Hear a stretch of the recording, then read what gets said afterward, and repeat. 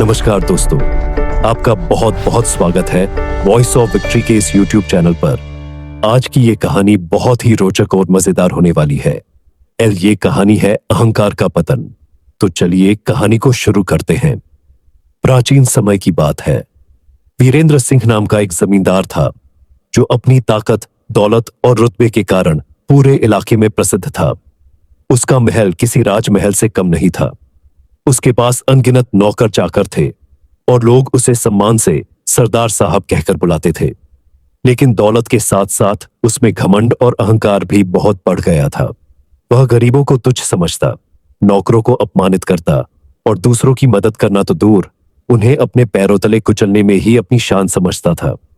जो भी उससे सहायता की उम्मीद करता, उसे वह अपशब्द कहकर भगा देता। संत का आगमन और भविष्यवाणी।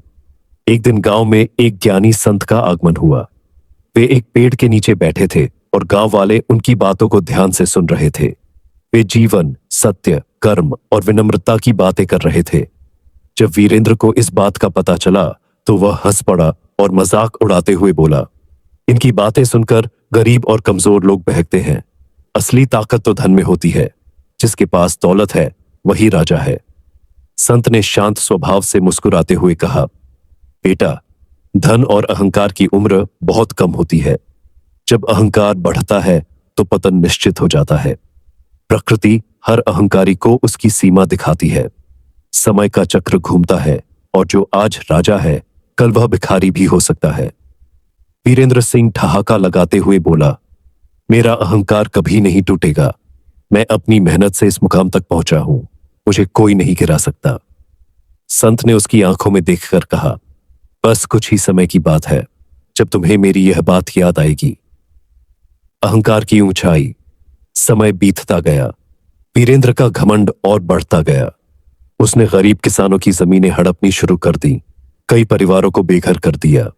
उसके पास अपार धन दौलत हो गई, लेकिन दिल से वह गरीब होता गया। जो लोग कभी उसका सम्मान करते थे वे अब उससे नफरत करने लगे। लेकिन नियति को कुछ और ही मंजूर था।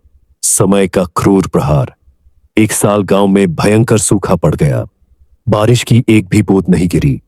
किसानों की फसलें बर्बाद हो गईं, नदियां सूख गईं और पानी की भारी किल्लत हो गई। वीरेंद्र सिंह के खेत भी बंजर हो गए। अब उसकी आमदनी बंद हो गई।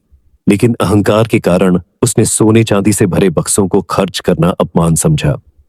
धीरे धीरे उसकी संपत्ति घटने लगी। फिर एक दिन उसके महल में भीषण आग लग गई। पूरी हवेली जलकर खाक हो गई। उसकी दौलत भी जलकर राख हो गई। अब उसके पास रहने को घर नहीं था।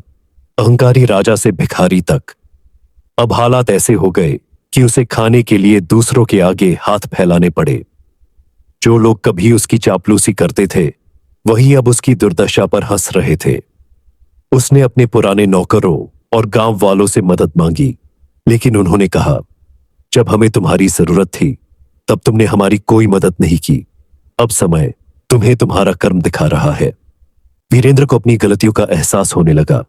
उसकी आंखों में आंसू आ गए। पुनर्जन्म। अहंकार से विनम्रता तक अब वह उसी संत की खोज में भटकने लगा जिनकी उसने निंदा की थी। कई दिनों तक भटकने के बाद आखिरकार वह संत को एक जंगल में ध्यान करते हुए पाया। वह उनके चरणों में गिर पड़ा और रोते हुए बोला, मुझे क्षमा कर दीजिए गुरुदेव। मुझे अब आपकी बात समझ में आ गई है। अहंकार सच में इंसान को बर्बाद कर देता है। संत ने मुस्कुराकर कहा, समय सबसे बड़ा शिक्षक है। तुमने अपनी गलतियों से सीखा, यही सबसे बड़ी बात है। अब अपने जीवन को विनम्रता और सेवा में लगाओ। यही तुम्हारा प्रायश्चित होगा। इसके बाद वीरेंद्र ने गरीबों की सेवा शुरू कर दी। वह अपनी बची हुई जमीन पर एक आश्रम बनवाया जहां गरीबों को भोजन और शिक्षा दी जाती थी। अब वह पहले जैसा शक्तिशाली तो नहीं था, लेकिन लोगों के दिलों में उसके लिए सम्मान बढ़ गया था। कहानी से क्या सीख मिलती है? 1. अहंकार इंसान का सबसे बड़ा शत्रु होता है। 2. धन, सत्ता और ताकत स्थायी नहीं होते, लेकिन विनम्रता और सेवा सदा रहती है। 3. समय हर किसी को सबक सिखाता है, चाहे वह कितना भी शक्तिशाली क्यों न हो। 4. दूसरों की मदद करने वाला व्यक्ति ही सच्चा इंसान होता है। जो झुकता है वही ऊंचा उठता है। अगर आपको ये कहानी अच्छी लगी तो वीडियो को लाइक करें और चैनल को सब्सक्राइब करें। धन्यवाद।